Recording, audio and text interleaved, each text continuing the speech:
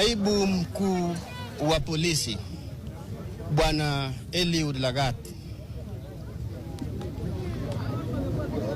wewe ndiwe uliyetumana watu wako ma-DCI waje nyumbani, waje wachukue mwanangu ili wamlete Nairobi.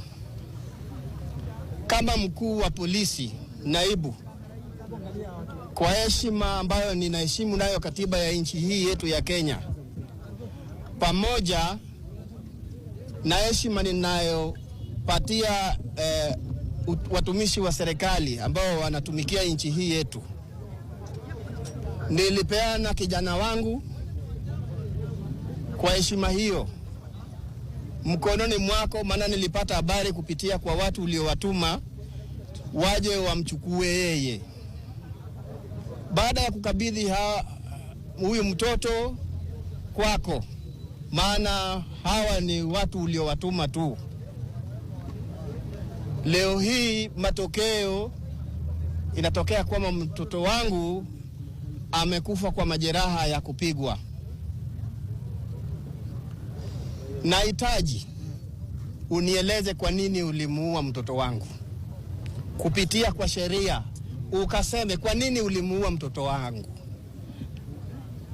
Alikukosea nini ambayo inagharimu kifo chake? Watu wanaongea kuhusu mambo ya ufisadi, hata ni wengi kabisa katika nchi hii yetu.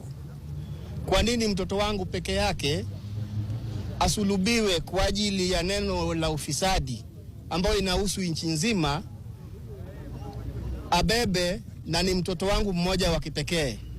Sasa nimebaki mkono mtupu. Nana atanielekeza katika maisha yaliyobakia? Mtoto wangu nimemsomesha kwa taabu katika kaunti ya Kilifi kwa kazi ya Kware, nikijinyima kwa ajili ya mtoto wangu kusoma.